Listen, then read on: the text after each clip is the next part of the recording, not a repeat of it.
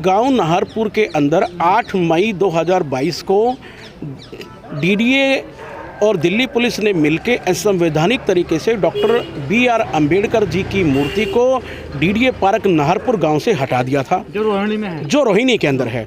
जब गांव के व्यक्तियों ने और समाज के प्रमुख नेताओं ने अपनी आवाज़ सोशल मीडिया के द्वारा उठाई तो 27-28 व्यक्तियों को FIR के जरिए 107, 151 CRPC के कलंदरे के जरिए या नोटिस दे के उनको डिटेन किया गया। डिटेन जब किया गया, उनको जेल भेजा गया तो हमने उनकी जमानत कराई रोहिणी जेल से। और उसके बाद भीम सेना प्रमुख सतपाल तंवर जी के नेतृत्व में गांव नाहरपुर के जो गणमान्य व्यक्ति हैं उनके नेतृत्व में विचार विमर्श करने के बाद ये तय हुआ कि आज हम यहाँ पर 11 बजे बाबा साहब के सपनों को पूरा करते हुए अपनी आवाज़ को उठाएंगे। दिल्ली पुलिस से विधिवत रूप से हमने परमिशन ली। परमिशन मिलने के बाद आज अचानक सुबह हमारे नेताओं को पता लगता है, जब सारी तैयारियां हो चुकी थी, देश के हर राज्य से यहाँ पर व्यक्ति पहुँचने वाले थे, कि दिल्ली पुलिस ने हमारी परमिशन को कैंसिल कर दिया है बिना किसी कारण के। ये बिल्कुल असंवैधानिक का गैरकानूनी डिसीजन है और इसकी मैं भर्त्सना करता हूँ, इसका मैं विरोध करता हूँ अपने सभी समाज के गणमान्य व्यक्तियों के साथ मिलकर। क्या कारण नजर आ रहा है आपको परमिशन रद्द करने का? कारण कुछ नहीं कि हम भीम सैनिकों को या भीम को मानने वाले व्यक्ति जो दबे कुचले हैं सदियों से और संविधान के अंदर अधिकार जो मिले हुए हैं, हम जब उनकी आवाज़ उठाते हैं, हम कहते हैं कि हमारे को वो मिलने चाहिए। तो जब हम आवाज़ उठाते हैं, वो चाहते नहीं कि भाई ये जो कमज़ोर वर्ग है जो अपने आवाज़ उठाए या ये जो शिक्षित हो या अपने अधिकारों की लड़ाई लड़े, ये हमारे को कमज़ोर करना चाहते हैं। मामला तो काफ़ी दिन से चल रहा है ना, जो है अम्बेडकर मूर्ति वाला। देखिए, काफ़ी देर से चल रहा है या सालों से चल रहा है, वो कानूनी रूप से लड़ाई लड़ी जा रही है कोर्ट के अंदर। तो भी मैं यही कहूँगा कि पुलिस को इतनी पैरामिलिट्री फोर्सेज गाँव नाहरपुर में डिप्लॉय करने की क्या जरूरत पड़ी थी? वहाँ से तो मूर्ति तोड़ दी गई है ना, हटा दी गई है। बिल्कुल तोड़ दी गई है और दिल्ली पुलिस ने अपने हलफनामे में कोर्ट में ये कहा है कि हमने उसको शिफ्ट किया है। अगर दिल्ली पुलिस ने बाबा साहब की मूर्ति को कहीं शिफ्ट किया है तो वो बताए ना कि शिफ्ट कहाँ किया है। शिफ्ट करने का मतलब होता है एक जगह से उठा के दूसरी जगह उसको खड़ा कर देना या लगा देना। ऐसा तो कहीं हुआ नहीं है।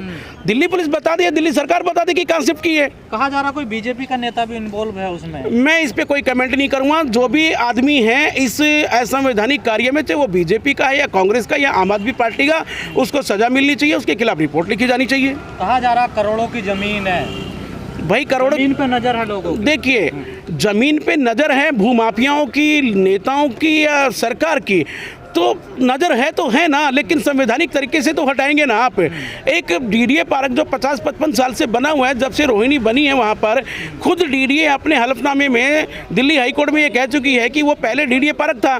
जब डीडीए पार्क था तो क्या जरूरत पड़ गई है, ऐसा कौन सी आफत आ गई थी कि डीडीए पार्क को वो कमर्शियल या जो रेजिडेंशियल लैंड में बदल देंगे वो आप? तो इस चीज़ के लिए बाबा साहब की मूर्तियाँ तोड़ी जाती हैं, उन्हें हटाया जाता है। देखिए, बाबा साहब सत्य के रास्ते पे चलते थे, संवैधानिक रास्ते पे चलते थे, समाज को एकता की तरफ ले जाने का बात करते थे। वो जो है अंधविश्वास को भगाने की बात करते थे, वो जाति तोड़ने की बात करते थे, समाज में एकता की बात करते थे। अगर ये सब चीज़ें होंगी तो हमारा समाज पढ़ने लिखने पे ज़्यादा जोर देगा, हमारे बच्चों को सरकारी नौकरी मिलेंगी, हमारी एकता स्थापित होगी और हम अपने हाथों की लड़ाई लड़ेंगे। हम बताइए ना कि हमारे 85-80% आदमी के पास कितनी ज़मीनें हैं? हमारे पास घर मात्र हैं। और अगर हमारे गांव के बच्चों के लिए खेलने भर के लिए एक 500 गज का या 1000 गज का एक डीडीए पार्क है, तो उसमें भी उनकी नज़र थी। भाई, यही चीज़ें हैं जो उनको बर्दाश्त नहीं होती। केजरीवाल तो कहते हैं मैं बाबा साहब का भक्त हूँ। झूठ बोलता है। कोई केजरीवाल बाबा साहब का भक्त नहीं है। अगर बाबा साहब का भक्त होता तो बताइए ना, SC ST जो व्यक्ति हैं जो दिल्ली के अंदर रह रहे हैं, उनके बारे में कौन सी वो नीतियाँ लेके आए हैं? एक बार भी बता दीजिए। गाँव के अंदर जाके दशा देखिए आप, वहाँ पर पानी की व्यवस्था देखिए। गांव नाहरपुर के अंदर ही नहीं, पूरी भारी दिल्ली के अंदर जाके देखिए। जहाँ पर आप जंतर मंतर पे खड़े हैं, यहाँ के विकास को देख लीजिए, भारी दिल्ली के विकास को देख लीजिए। ज़्यादातर जो हमारे SC ST समाज के व्यक्ति हैं वो भारी दिल्ली के अंदर रहते हैं। उनकी कॉलोनियों के अंदर एक बार जाके देखिए, आपको साफ पता लग जाएगा कि वो अम्बेडकर वादी हैं या अम्बेडकर विरोधी हैं। नाम बाबा साहब का लेते हैं सिर्फ इसलिए कि वोट बैंक की राजनीति करते हैं। अगर हम उनको वोट देना एक बार छोड़ दें तो देखो केजरीवाल जी कहाँ जाते हैं। राजेंद्र पाल गौतम से मिले जो मंत्री हैं। देखिए, राजेंद्र पाल गौतम भी कौन है? केजरीवाल सरकार में मंत्री हैं। वो समाज को तो हमारे रिप्रेजेंट करते हैं, लेकिन बात वो स्वर्णों की करते हैं, हमारे समाज की कभी बात करते हैं वो? बाबा साहब की बड़ी बड़ी बात करते हैं। देखिए, बाबा साहब की बड़ी बड़ी बातें करना और बाबा साहब के सपनों को साकार करने में फ़र्क है मित्र। आप देखिए एक बार बाहरी दिल्ली में जाके, क्या एक भी फ्लाईओवर हो तो दिखा दीजिए आप। रोड के ऊपर जैसे बाहरी नई दिल्ली के अंदर शौचालय तक है, वहाँ पर एक ऐसा शौचालय आप दिखा दीजिए आप। कुछ भी तो नहीं है बाहरी दिल्ली के अंदर। आज तो आपका एक बड़ा धरना होने वाला था। बड़ा धरना होने वाला था, सोची समझी साजिश के तहत हमारी परमिशन को कैंसिल कर दिया गया। इसीलिए हमने यहाँ पर अपने सोशल मीडिया के माध्यम से अपने माताओं को, बहनों को, नौजवान साथियों को मैसेज दिया है कि कोई भी गैरकानूनी काम हम नहीं करेंगे और हमें अपने भाइयों को, अपने बच्चों को बचाना है, क्योंकि दिल्ली पुलिस तो ताक में बैठी कि इनको गैरकानूनी तरीके से एक बार फिर से अरेस्ट करके जेल में डाल दिया जाए। आप क्या चाहते हैं, जहाँ वो बाबा साहब की मूर्ति द्वारा वहीं लगाई जाए या दूसरी जगह? देखिए जी, मैं तो यही चाहता हूँ अपने समाज के साथ मिलकर, जहाँ से बाबा साहब की मूर्ति हटाई है वो हमारा एक मंदिर था। बाबा साहब हमारे देवता समान व्यक्ति हैं, हमारी आस्था बाबा साहब के अंदर है। तो हम जब तक बाबा साहब की मूर्ति वहाँ पर नहीं लग जाती, हम चैन से तो बैठने वाले नहीं हैं। हम अपनी संवैधानिक लड़ाई लड़ते रहेंगे। तो अब आगे की क्या रणनीति? आगे की रणनीति हम समाज के गणमान्य व्यक्तियों के साथ बैठ के विचार विमर्श करेंगे, सतपाल तंवर जी से, और देश के जितने भी SC ST के जो हमारे नेता हैं, जो समाज के लिए हमेशा लड़ाई लड़ते आए हैं, उनके साथ बैठ के चर्चा करेंगे और आगे की रणनीति बना के हम कार्रवाई करेंगे। सतपाल तंवर जी से मेरी बात हुई थी, वो सतपाल तंवर जी रास्ते में थे, लेकिन परमिशन कैंसिल हो गई है। अभी थोड़ी देर के बाद हम दोबारा से बात करेंगे। दो समुदायों के बीच में सांप्रदायिक सद्भाव ना हो और वहाँ पर धर्म के आधार पर झगड़ा होने का कोई चांस हो। यहाँ तो कोई कंप्लेनेंट ही नहीं है और हमारा किसी समुदाय विशेष के साथ कोई झगड़ा ही नहीं है।